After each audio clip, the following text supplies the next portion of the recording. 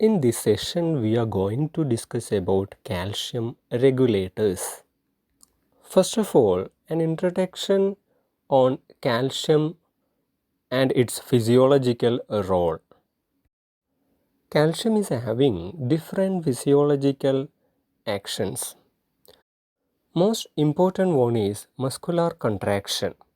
Skeletal muscles ആവട്ടെ, smooth muscles ആവട്ടെ, അവയുടെ കൺട്രാക്ഷൻ നടക്കണമെങ്കിൽ കാൽഷ്യം അയൺസ് അത്യാവശ്യമാണ്. ഇൻക്ലൂഡിങ് കാർഡിയാക് സ്മൂത്ത് മസിൽസിൻ്റെ ഫങ്ഷൻ നടക്കണമെങ്കിൽ പോലും കാൽഷ്യം വളരെ അത്യാവശ്യമായ ഒരു മിനറലാണ്. കൂടാതെ നെർവ്സിൻ്റെ ഫങ്ഷനിങ്ങിന് കാൽഷ്യം ആവശ്യമാണ്. ബ്ലഡിൻ്റെ കൊയാഗുലേഷൻ നടക്കണമെങ്കിൽ കാൽഷ്യം വേണം. ഹോർമോൺസ്, ഏത് ഹോർമോണും ആവട്ടെ, അതിൻ്റെ ഇൻട്രാ സെല്ലുലാർ ആക്ഷൻ നടക്കണമെങ്കിൽ കാൽഷ്യത്തിൻ്റെ ഹെൽപ്പ് വേണം. അതിനൊരു എക്സാമ്പിളാണ് ഓക്സിറ്റോക്സിൻ്റെ ആക്ഷൻ. ഓക്സിറ്റോസിൻ എന്നുള്ള ഹോർമോൺ യൂട്രസിനെ കൺട്രാക്റ്റ് ചെയ്യിക്കണമെങ്കിൽ മയോമെട്രിയൽ സെൽസിൻ്റെ അകത്ത് കാൽഷ്യത്തിൻ്റെ പ്രസൻസ് വേണം. കാൽഷ്യത്തിൻ്റെ normal blood plasma concentration 8.8 to 10.4 milligram per decilitre ആണ്. ബ്ലഡിൽ ഇത്രയും കാൽഷ്യം ഉണ്ടാവണമെങ്കിൽ ഡെയിലി ഒരു 1 to 1.5 ഗ്രാം കാൽഷ്യം കഴിക്കേണ്ടി വരും. That is the average recommended daily allowance. Now about the absorption of calcium. Calcium small ഇൻറ്റസ്റ്റൈനിൽ വെച്ചിട്ടാണ് അബ്സോർബ് ചെയ്യപ്പെടുന്നത്. കാൽഷ്യം അബ്സോർപ്ഷനെ സഹായിക്കുന്നത് വൈറ്റമിൻ ഡി ആണ്. വൈറ്റമിൻ ഡി ഡെഫിഷ്യൻസി ഉള്ളവർക്ക് കാൽഷ്യത്തിൻ്റെ അബ്സോർപ്ഷൻ കുറവായിരിക്കും. പ്രഗ്നൻസി, ചിൽഡ്രൻ, ലാക്ടേഷൻ, ഈ 3 കണ്ടീഷൻസിലും കാൽഷ്യത്തിൻ്റെ അബ്സോർപ്ഷൻ വളരെ കൂടുതലാണ്. ബിക്കോസ് അവർക്കുള്ള നീഡ് കൂടുതലാണ്. കാൽഷ്യം ക്ലോറൈഡ് ഫോമിലാണെങ്കിൽ, ദാറ്റ് ഈസ് കാൽഷ്യം ക്ലോറൈഡ് ആണെങ്കിൽ അബ്സോർപ്ഷൻ വളരെ വേഗത്തിൽ നടക്കും. നൗ കാൽഷ്യം റെഗുലേഷൻ നമുക്കറിയാവുന്ന കാര്യങ്ങളാണ്. പാരാതൈറോയിഡ് ഹോർമോൺ ആൻഡ് കാൽസിറ്റോണിൻ, ഈ 2 ഹോർമോൺസിൻ്റെ കമ്പൈൻഡായ ആക്ഷൻ വഴിയാണ് ബോഡിയിൽ കാൽഷ്യം ലെവൽ മെയിൻറ്റെയിൻ ചെയ്യപ്പെടുന്നത്. PTHൻ്റെ റോൾ എന്താ? PTH ബ്ലഡ് കാൽഷ്യം ലെവൽ കൂട്ടുന്നു. കാൽസിറ്റോണിൻ്റെ റോൾ എന്താ? കാൽസിറ്റോണിൻ ബ്ലഡ് കാൽസ്യം ലെവൽ കുറയ്ക്കുന്നു. PTHും കാൽസിറ്റോണിനും കൂടാതെ കാൽഷ്യം റെഗുലേഷന് സഹായിക്കുന്ന 3ാമത്തെ ഫാക്ടറാണ് വൈറ്റമിൻ ഡി. ഒരാൾക്ക് കാൽഷ്യം ഡെഫിഷ്യൻസി ഉണ്ടെങ്കിൽ വൈറ്റമിൻ ഡി കാൽഷ്യത്തിൻ്റെ അബ്സോർപ്ഷൻ കൂട്ടുകയും കാൽഷ്യത്തിൻ്റെ എക്സ്ക്രീഷൻ കുറയ്ക്കുകയും ചെയ്യുന്നു. Now moving to the next topic, calcitonin. Thyroid ഗ്ലാൻഡാണ് കാൽസിറ്റോണിൻ സെക്രീറ്റ് ചെയ്യുന്നത്. തൈറോയ്ഡ് ഗ്ലാൻഡിനകത്ത് പാരാഫോളിക്കുലാർ സി സെൽസ് ഉണ്ട്. ഈ സെൽസാണ് കാൽസിറ്റോണിൻ സെക്രീഷൻ ഉണ്ടാക്കുന്നത്. കാൽസിറ്റോണിൻ ഒരു പെപ്റ്റൈഡ് ഹോർമോണാണ്. അതിൻ്റെ സ്ട്രക്ചറിൽ 32 അമിനോ ആസിഡ്സ് ഉണ്ട്. ഇതൊരു സിംഗിൾ ചെയിൻ സ്ട്രക്ചറാണ്. Now pharmacological actions of calcitonin. കാൽസിറ്റോണിന് ചെറിയ അനാൽജസിക് ആക്ഷൻ ഉണ്ട്. That means calcitonin is a pain killer. Now നമുക്കറിയാവുന്നതുപോലെ പ്രധാനപ്പെട്ട ഫങ്ഷൻ കാൽഷ്യം റെഗുലേഷനാണ്. പ്ലാസ്മ കാൽഷ്യം ലെവൽ കൂടുന്ന സമയത്ത് കാൽസിറ്റോണിൻ സെക്രീറ്റ് ചെയ്യപ്പെടുന്നു. കാൽസിറ്റോണിൻ്റെ ആക്ഷൻ കാരണം പ്ലാസ്മ കാൽഷ്യം ലെവൽ കുറയുന്നു. കാൽഷ്യത്തിൻ്റെ റെഗുലേഷൻ കൂടാതെ ഫോസ്ഫറസിൻ്റെ റെഗുലേഷനും കൂടി കാൽസിറ്റോണിൻ നടത്തുന്നുണ്ട്. ഫോസ്ഫറസ് കിഡ്നി വഴി എക്സ്ക്രീറ്റ് ചെയ്യുന്നത് കാൽസിറ്റോണിൻ കാരണം കൂടും. Now mechanism of action of calcitonin. അതിൽ first one, regulation of secretion. Calcitonin ബോഡിയിൽ ഉണ്ടാവുന്നത് ഹൈപ്പർ കാൽഷ്യമീയ എന്ന കണ്ടീഷൻ വരുമ്പോഴാണ്. ബ്ലഡിൽ കാൽഷ്യം ലെവൽ കൂടുന്ന കണ്ടീഷനാണ് ഹൈപ്പർ കാൽഷ്യമീയ. ഈ സാഹചര്യത്തിൽ ഉണ്ടാവുന്ന കാൽസിറ്റോണിൻ പല രീതിയിൽ ബ്ലഡ് കാൽഷ്യം ലെവൽ കുറയ്ക്കാൻ സഹായിക്കും. അതുതന്നെയാണ് കാൽസിറ്റോണിൻ്റെ മെക്കാനിസം ഓഫ് ആക്ഷനും. അതിലൊന്നാമത്തത് increasing renal excretion of calcium. Plasma calcium level കുറയ്ക്കാൻ കിഡ്നി വഴി കൂടുതൽ കാൽഷ്യം പുറന്തള്ളണം. അതിന് കാൽസിറ്റോണിൻ സഹായിക്കും. Calcitonin act on osteoclast. What is an osteoclast? This is a bone cell that breaks down bone tissue. ഓസ്റ്റിയോക്ലാസ്റ്റിൻ്റെ action കാരണമാണ് ബോൺ റിസോപ്ഷൻ ഉണ്ടാവുന്നത്. Bone resorption means the process of break down of bones to release minerals into the blood. That means bone സെൽസായ osteoclast act ചെയ്യുന്നത് വഴി bone resorption സംഭവിക്കും.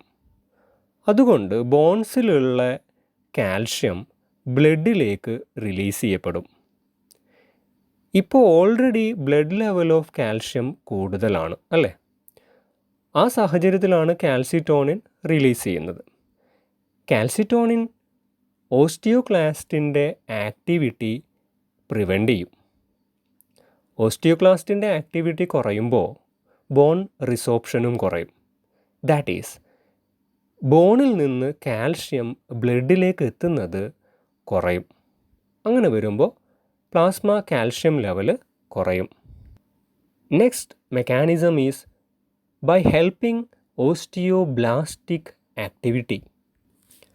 Osteoblast is a bone cell which cause bone mineralization. Bone ഫോർമേഷന് സഹായിക്കുന്ന സെൽസാണ് osteoblast എന്ന് പറയാം. ബ്ലഡിൽ കാൽഷ്യം ലെവൽ കൂടുമ്പോൾ ആ കാൽഷ്യത്തിലെ ഒരു ഭാഗം ബോൺ മിനറലൈസേഷന് വേണ്ടി യൂസ് ചെയ്യാൻ കാൽസിറ്റോണിൻ സഹായിക്കും. ഇതിന് കാൽസിറ്റോണിൻ ചെയ്യുന്നത് ഓസ്റ്റിയോബ്ലാസ്റ്റിൻ്റെ ആക്ടിവിറ്റിയെ പ്രൊമോട്ട് ചെയ്യുക എന്ന ഫങ്ഷനാണ്. Now pharmacokinetics of calcitonin. Half life of calcitonin is 10 minutes. Half life വളരെ കുറവാണ് അല്ലേ? ഹാഫ് ലൈഫ് എപ്പോഴും ഡ്യൂറേഷൻ ഓഫ് ആക്ഷൻ നിർണ്ണയിക്കാൻ സഹായിക്കുന്ന ഒരു പാരാമീറ്ററാണ്. ഹാഫ് ലൈഫ് വളരെ കുറവായതുകൊണ്ട് തന്നെ കാൽസിറ്റോണിൻ്റെ ഡ്യൂറേഷൻ ഓഫ് ആക്ഷൻ വളരെ കുറവാണ്. About routes of administration. ഒരിക്കലും ഓറൽ റൂട്ടിൽ കാൽസിറ്റോണിൻ അഡ്മിനിസ്റ്റർ ചെയ്യാൻ സാധിക്കില്ല. എന്തുകൊണ്ടാണ്? ഇതൊരു പെപ്റ്റൈഡ് ഹോർമോണാണ്. ഡൈജസ്റ്റീവ് ട്രാക്റ്റിലുള്ള പെപ്റ്റൈഡ് ഡൈജസ്റ്റിംഗ് എൻസൈംസ് കാൽസിറ്റോണിനെ ഡിസ്ട്രോയ് ചെയ്യും. So oral route cannot be preferred. The routes preferred are intramuscular route, subcutaneous route, also intranasal route. Now therapeutic uses of calcitonin. First one, hypercalcemia. ബോഡിയിൽ calcium level കൂടുമ്പോൾ ദാഹം കൂടും, urination കൂടും, confusion ഉണ്ടാവും, stomach pain ഉണ്ടാവാം, muscle weakness ഉണ്ടാവാം. അത്തരം കേസുകളിൽ കാൽസിറ്റോണിൻ അഡ്മിനിസ്റ്റർ ചെയ്താൽ ബ്ലഡ് ലെവൽ ഓഫ് കാൽഷ്യം കുറയാൻ ഇടയാവുകയും കാൽഷ്യം ലെവൽ നോർമൽ ആവുകയും ചെയ്യും. സാൽമൺ കാൽസിറ്റോണിൻ ആണ് ഇതിനു വേണ്ടി യൂസ് ചെയ്യുന്നത്. സാൽമൺ എന്നുള്ളത് ഒരു വിഭാഗം ഫിഷാണ്. ഈ ഫിഷിൽ നിന്നാണ് സാൽമൺ കാൽസിറ്റോണിൻ എക്സ്ട്രാക്റ്റ് ചെയ്തെടുക്കുന്നത്. കേരളത്തിൻ്റെ ചില ഭാഗങ്ങളിൽ കോര എന്നറിയപ്പെടുന്ന ഫിഷാണ് സാൽമൺ. സാൽമൺ കാൽസിറ്റോണിൻ ആണെങ്കിൽ 100 units ആണ് അഡ്മിനിസ്റ്റർ ചെയ്യേണ്ടത്. ഇൻട്രാമസ്കുലാറിലെയും കൊടുക്കാം, സബ്ക്യൂട്ടേനിയസിലെയും കൊടുക്കാം. ഓരോ 12 hours കഴിയുമ്പോഴും സാൽമൺ കാൽസിറ്റോണിൻ അഡ്മിനിസ്റ്റർ ചെയ്യേണ്ടതാണ്. Second use is post menopausal osteoporosis. Menopause കഴിഞ്ഞാൽ ഓസ്റ്റിയോപൊറോസിസ് വരാനുള്ള സാധ്യത കൂടുതലാണ്. മെനോപോസ് കഴിയുമ്പോൾ സ്ത്രീകളുടെ ശരീരത്തിൽ ഈസ്ട്രോജൻ ലെവൽ കുറയുന്നതാണ് ഇതിന് കാരണം. ഓസ്റ്റിയോപൊറോസിസ് ബോൺ ഡെൻസിറ്റി കുറയുന്ന ഒരു കണ്ടീഷനാണ്.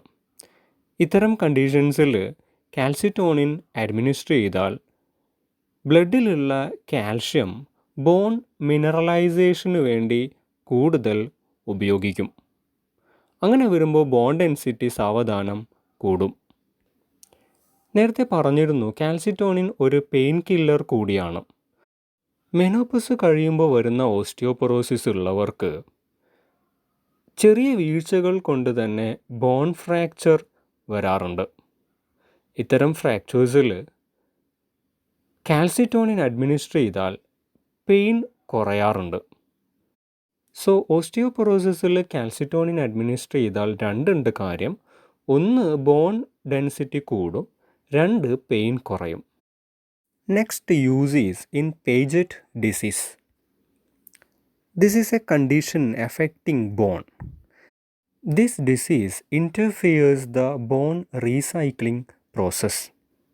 Bone recycling means replacement of old bone tissue with the new tissue. Paget ഡിസീസിൽ കൊടുക്കാൻ പറ്റുന്ന ഒരു ഡ്രഗാണ് calcitonin. Now adverse effects of calcitonin.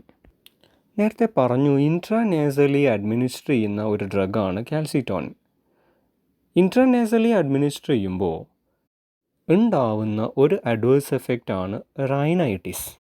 Rhinitis is the irritation and swelling of mucus membrane in the nose. റൈനൈറ്റിസിൻ്റെ സൈൻസാണ് മൂക്കടപ്പ്, മൂക്കൊലിപ്പ്, തുമ്മൽ ഒക്കെ.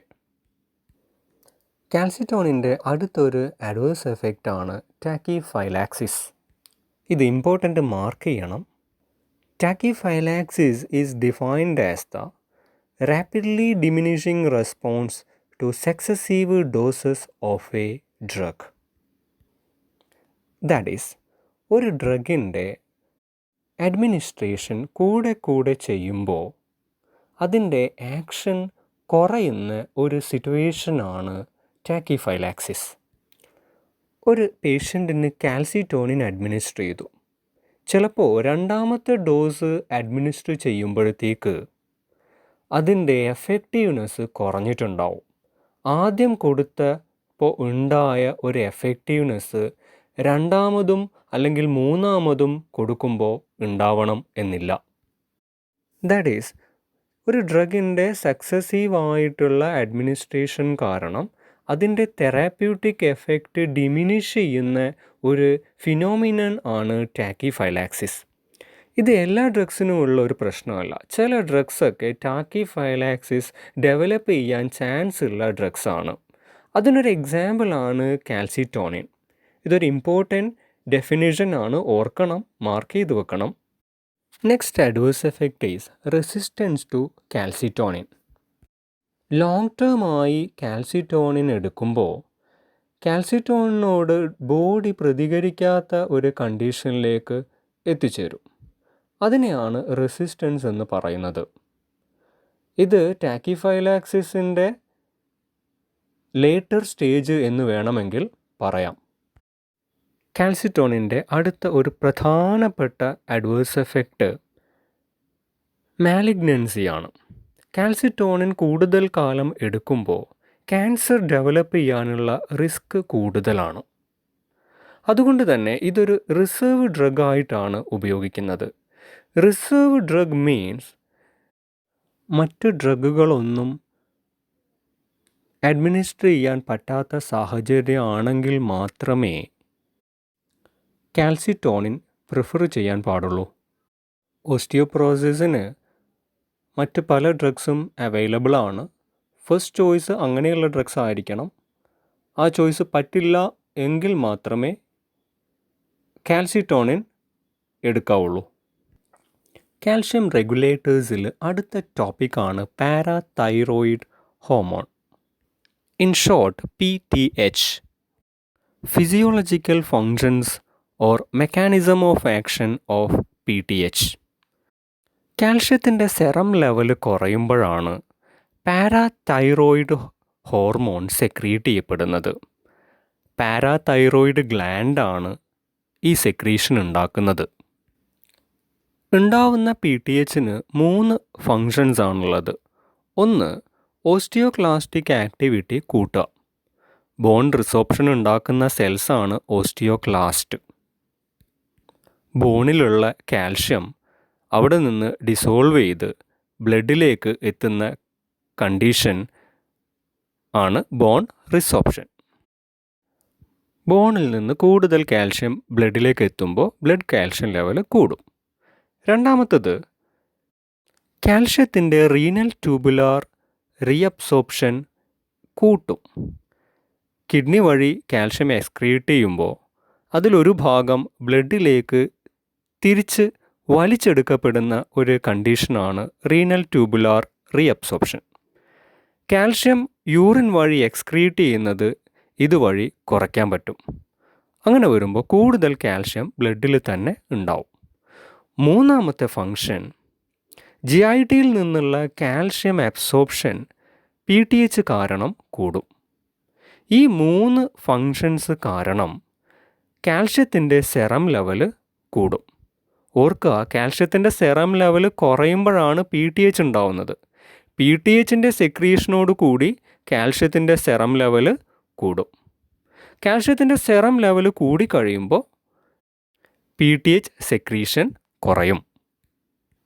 ഇത് കൂടാതെ ഫോസ്ഫേറ്റ് എക്സ്ക്രീഷൻ കൂട്ടുന്ന ഒരു ഹോർമോണും കൂടിയാണ് PTH. യൂറിൻ വഴി കൂടുതൽ ഫോസ്ഫേറ്റ് പുറത്തേക്ക് പോവാൻ PTH കാരണമാവും. കാൽഷ്യം റെഗുലേറ്റേഴ്സിൽ അടുത്ത ടോപ്പിക്കാണ് vitamin D. Vitamin D actually ഒരു വൈറ്റമിൻ മാത്രമല്ല, ഒരു ഹോർമോണും കൂടിയാണ്. ആവശ്യത്തിന് സൺലൈറ്റ് കൊള്ളുന്ന ഒരാളാണെങ്കിൽ വൈറ്റമിൻ ഡിയുടെ ന്യൂട്രീഷണൽ സപ്ലിമെൻ്റ് ആവശ്യമേ ഇല്ല. നാച്ചുറൽ സോഴ്സിൽ നിന്ന് ലഭിക്കുന്ന 2 വൈറ്റമിൻ ഡീസ് ആണുള്ളത്. വൈറ്റമിൻ D2ഉം വൈറ്റമിൻ D3യും. വൈറ്റമിൻ D2നെ എർഗോ കാൽസിഫെറോൾ എന്നുകൂടി അറിയപ്പെടുന്നു. ഇത് ഡയറ്ററി സപ്ലിമെൻസിൽ നിന്ന് കിട്ടുന്ന വൈറ്റമിൻ D ആണ്. ഫുഡിൽ നിന്നാണ് വൈറ്റമിൻ D2 അല്ലെങ്കിൽ എർഗോ കാൽസിഫെറോൾ ബോഡിയിലെത്തേണ്ടത്. അടുത്തത് വൈറ്റമിൻ D3 ആണ്. Otherwise known as cholecalciferol. സൺലൈറ്റിനോട് എക്സ്പോഷർ വരുമ്പോൾ നമ്മുടെ ശരീരത്തിൽ ഉണ്ടാവുന്ന വൈറ്റമിൻ D ഫോമാണ് വൈറ്റമിൻ D3 അല്ലെങ്കിൽ കൊളികാൽസിഫെറോൾ. അതായത് ശരീരം തനിയെ ഉണ്ടാക്കുന്ന വൈറ്റമിൻ ആണ് vitamin D3 or കൊളികാൽസിഫെറോൾ.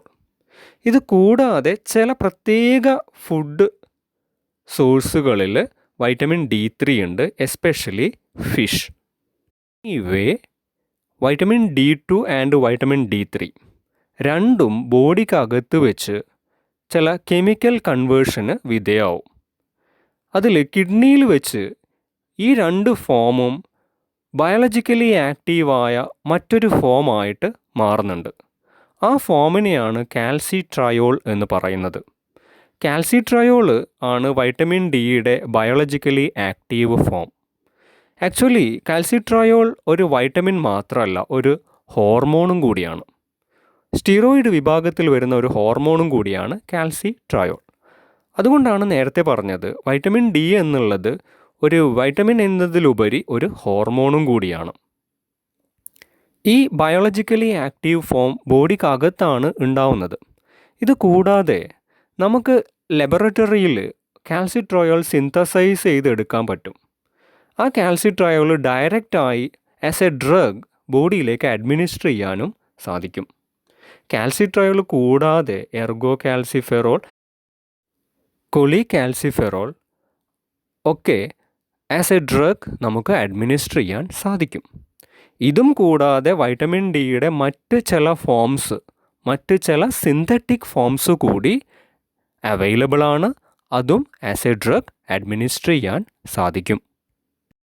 Now, physiological role or mechanism of action of vitamin D. നേരത്തെ പറഞ്ഞതുപോലെ കാൽസിട്രയോൾ എന്ന ഡ്രഗാണ് വൈറ്റമിൻ ഡിയുടെ ഏറ്റവും ആക്റ്റീവായ അനലോഗ്. അതുകൊണ്ടാണ് പല കേസിലും കാൽസിട്രയോൾ തന്നെ അഡ്മിനിസ്റ്റർ ചെയ്യുന്നത്. ഇനി ഇത്തരം വൈറ്റമിൻ ഡി അനലോഗ്സ് കൊടുക്കുമ്പോൾ കാൽഷ്യത്തിൻ്റെയും ഫോസ്ഫേറ്റിൻ്റെയും അബ്സോർപ്ഷൻ ഇൻക്രീസ് ചെയ്യും. കൂടാതെ ഈ രണ്ട് അയൺസിൻ്റെയും എക്സ്ക്രീഷൻ കുറയും. കിഡ്നി വഴി ഈ രണ്ട് അയോൺസും എക്സ്ക്രീറ്റ് ചെയ്യുന്നത് കുറയും.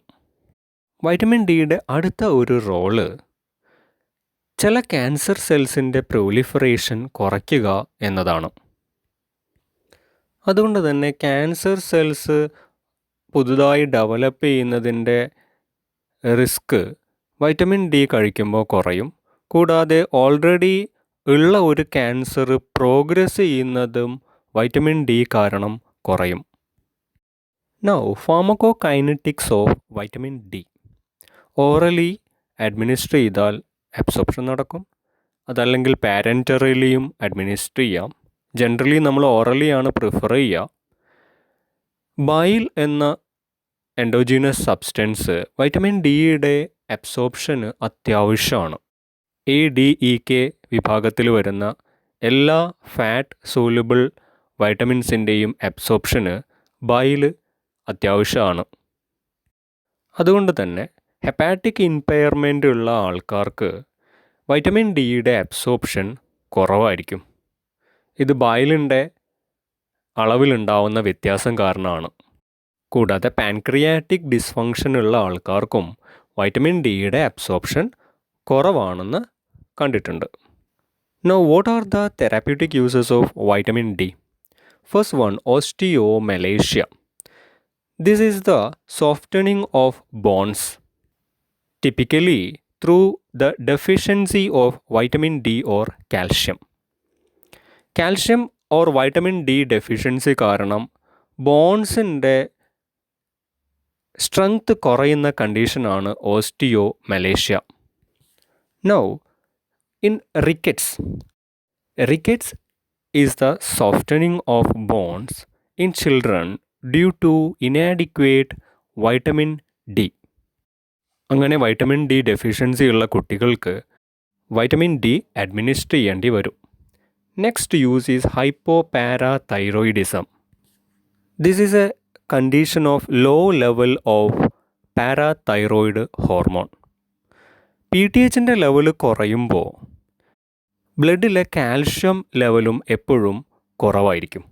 ഇത് കോമ്പൻസേറ്റ് ചെയ്യാനാണ് വൈറ്റമിൻ ഡി അഡ്മിനിസ്റ്റർ ചെയ്യുന്നത്. അങ്ങനെ വരുമ്പോൾ വൈറ്റമിൻ ഡി കാൽഷ്യത്തിൻ്റെ അബ്സോർപ്ഷൻ കൂട്ടും. അത് നേരത്തെ പറഞ്ഞിരുന്നതാണ്. വൈറ്റമിൻ ഡി കാൽഷ്യത്തിൻ്റെ അബ്സോർപ്ഷനെ ഫെസിലിറ്റേറ്റ് ചെയ്യുന്ന വൈറ്റമിനാണ്. അത് കാരണം കാൽഷ്യത്തിൻ്റെ ബ്ലഡ് ലെവൽ പതിയെ പതിയെ കൂടും. Next is psoriasis. Psoriasis is a skin disease which causes red, itchy and scaly skin patches. സ്കിന്നിൻ്റെ പുറത്ത് ചുവന്ന തടിപ്പ് വരുന്നതും ആ തടിപ്പുകൾ പിന്നീട് കൊഴിഞ്ഞു പോകുന്നതുമായിട്ടുള്ള ഒരു കണ്ടീഷനാണ് psoriasis.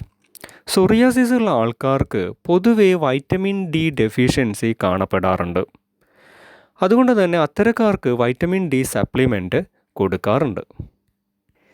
Now preparations and doses of vitamin D. മാർക്കറ്റിൽ അവൈലബിൾ ആയിട്ടുള്ള പ്രിപ്പറേഷൻസ് ഏതൊക്കെയാണ് എന്നാണ് ഈ സെഷനിൽ നോക്കുക. എനിവേ, അതിനു മുമ്പ് 1 മൈക്രോഗ്രാം വൈറ്റമിൻ ഡി പൗഡർ എടുത്താൽ അതിൽ 40 international units of vitamin D ഉണ്ടാവും. എപ്പോഴും വൈറ്റമിൻസ് ഒക്കെ ഇൻ്റർനാഷണൽ യൂണിറ്റിലാണ് പറയാറുള്ളത്. Normal recommended daily allowance 400 to 800 international യൂണിറ്റാണ്. ഇനി ഡെഫിഷ്യൻസി ഉള്ള ആളാണെങ്കിൽ around 50,000 international unit once weekly administer ചെയ്യേണ്ടി വരും. ഏതാണ്ട് 8 ആഴ്ചക്കാലം ഇത് തുടരുകയും വേണം. അപ്പോൾ നോർമൽ ഡെയിലി അലവൻസും ഡെഫിഷ്യൻസി ഉള്ള ആൾക്കുള്ള അലവൻസും വ്യത്യാസമാണ്. ഇനി മാർക്കറ്റിൽ അവൈലബിൾ ആയിട്ടുള്ള പ്രിപ്പറേഷൻസ് ഏതൊക്കെയാണ്?